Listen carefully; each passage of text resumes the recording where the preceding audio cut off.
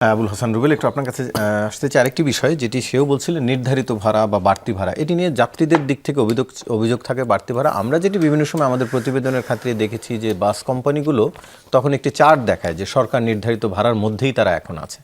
আমার প্রশ্ন হচ্ছে, সারা বছর যদি তারা সরকার নির্ধারিত ভাড়ার চেয়ে কম রেটে নিতে পারেন, একটা ভালো কম রেটে নিয়ে যাত্রী চালাতে পারেন, তাহলে এই যে সরকার নির্ধারিত বাড়তি ভাড়া, এটি কারা নির্ধারণ করেন, কার স্বার্থে? ধন্যবাদ। প্রথমত আমি বলি যে এই যে মানে ধরেন অতিরিক্ত ভাড়া নেওয়া কিংবা মানুষের যে দুর্ভোগ হচ্ছে, এই দুর্ভোগটাকে আসলে একটা সিস্টেমেটিক ফেলিওর হিসাবে আমি প্রথমত মনে করি যে এটা একটা বাংলাদেশের সড়কের যে বিশৃঙ্খলা, এই বিশৃঙ্খলা যদি দূর করতে হয় তাহলে আসলে অনেকগুলো কাজ করতে হবে। এবং ধরেন এটা যানজটের প্রশ্ন বলেন, দুর্ঘটনার প্রশ্ন বলেন, ভাড়ার প্রশ্ন বলেন, এইগুলো যদি তিনটা আলাদা আলাদা মানে জায়গা ধরি, এই তিনটাতেই আসলে মূলত আসলে মানুষের দুর্ভোগ হয়। তাহলে এই তিনটাকে কিভাবে আপনি দূর করবেন সেটা আসলে একটা বলা যেতে পারে যে একটা কাঠামোগত পুনর্বিন্যাস দরকার।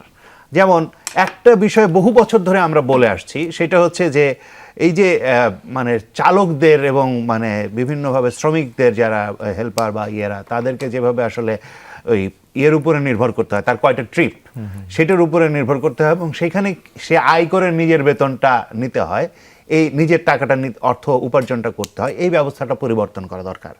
এই যে চালক এবং যারা মানে সহযোগী, তাদের একটা নির্দিষ্ট বেতন কাঠামোর আওতায় আনা দরকার।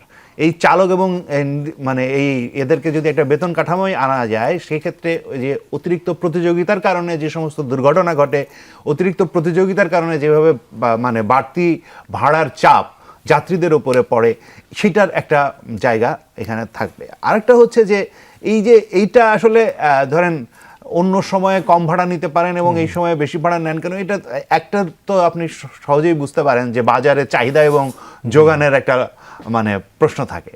যখন চাহিদা বেশি থাকে তখন আসলে এই দামটা বাড়ায় দেয়, ফলে মানুষ যেহেতু বাধ্য হয়, ফলে এইখানে সরকারের একটা রেগুলেশনের জায়গা থাকতে হবে। রেগুলেশনের জায়গা থাকতে হবে হচ্ছে যে ভাড়ার একটা সিলিং থাকতে হবে, যে এর বেশি মানে এখন যেই ভাড়াটা মানে ঠিক করা আছে, আমার কাছে আমরা সেই প্রথমেই বলেছিলাম যে এই ভাড়াটা আসলে বাস্তবসম্মত না। মানে বাস্তবসম্মত করতে হলে আসলে এই ভাড়ার একটা মানে সিলিংটা পুনর্বিবেচনা করতে হবে। ফলে এই জায়গায় একটা জায়গা ধরেন আপনার আরো কমানো দরকার। আরেকটা হচ্ছে যে বিভিন্ন ক্ষেত্রে যে যানজট হয়, যানজটের ক্ষেত্রে দেখবেন যে কোনো এমন আছে যে ধরেন 4 লেন 5 লেন করার পরিকল্পনা করা হয়েছে, কিন্তু এমনভাবে পরিকল্পনাটা করা হয়েছে যে ধরেন আধা কিলোমিটার রাস্তা, এই আধা কিলোমিটার রাস্তাটা মানে এমনভাবে পড়েছে যে ওই আধা কিলোমিটারে যানজট হওয়া বাধ্যতামূলক হয়ে দাঁড়াচ্ছে। তাহলে এইখানে পরিকল্পনাগত দিক থেকেই আসলে ত্রুটি ছিল, সেটার ফলাফলও এখন এসে পড়ছে। এটা হয়তো আগেরই সমস্যা, কিন্তু সেটার ফলাফলও এখন এসে পড়ছে। তো এইগুলো ব্যাপারে আমি মনে করি যে আসলে এটার একটা সার্বিকভাবে এই সড়কে মানে সমস্ত শৃঙ্খলা ফিরিয়ে আনার জন্য সরকারের একটা কাজ করার প্রয়োজন আছে, এবং সেই শৃঙ্খলা ফিরিয়ে আনার জন্য এই একটা সুনির্দিষ্ট পরিকল্পনার ভিত্তিতে আসলে এগোতে হবে। সেই ক্ষেত্রে যেহেতু মন্ত্রী তার বিভিন্ন বক্তব্য, যেটি সরোয়ার তুষার বলছিলেন যে চাঁদার অভিযোগটা তিনি বলছেন সমঝোতার যেটি আদায় করা হয় সেটি চাঁদা নয়, বাড়তি ভাড়াও তিনি আসলে খুব একটা অভিযোগ করেনি। আজকে আরেকটি বক্তব্যে দেখলাম একটি বাস 20 মিনিট পরে ছাড়ছে, যাত্রী অভিযোগ করলেন মন্ত্রীর কাছে, মন্ত্রী বললেন এই সময় আসলে একাত্র দেরি হতে পারে, একটু ধৈর্য ধরুন। তো সবগুলো বক্তব্য আসলে বাস মালিকদের পক্ষে চলে যায়, যাত্রীদের বিপক্ষে যাচ্ছে, এর কারণটা কি আসলে? মানে এর কারণটা মানে পুরোপুরিভাবে বাস মালিকদেরও পক্ষে সব যাচ্ছে। আমি মানে ধরেন প্রথম যেটা বললেন সমঝোতা বা আমার ধারণা যে এগুলো আসলে মানে ধরেন একটা এই সিস্টেমের ভেতরে আসলে সমাধান করতে হবে।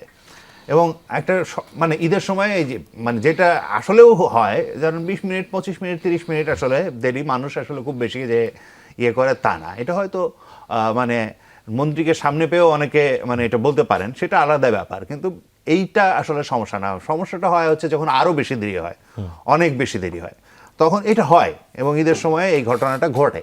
তাহলে এই ঘটনাটা ঘটার জন্য গাড়ির কতটুকু চাপ নিতে পারবে, কতটুকু করতে পারবে, এই বিষয়ে রাস্তাগুলোকে রাস্তা প্রস্তুত করা, কোন জায়গায় কিভাবে আসলে রাস্তাগুলোকে ঠিক করা দরকার, সেগুলো রাস্তার অনেক জায়গায় একটা খানাখন্দ থাকলেও আপনি একটা বিরাট জ্যামের ভেতরে পড়তে পারেন, বা আপনার নানা ধরনের দুর্ঘটনার জায়গা পড়তে পারে। ফলে এই পুরো ব্যবস্থাটা আমি বলছি যে এটা মন্ত্রীর মানে ব্যক্তিগতভাবে যেমন মানে তার রেসপন্সিবিলিটির জায়গা আছে, তেমনিভাবে এই পুরো ব্যবস্থাগতভাবে এইটার একটা পরিবর্তনের জন্য আসলে কাজ করা দরকার।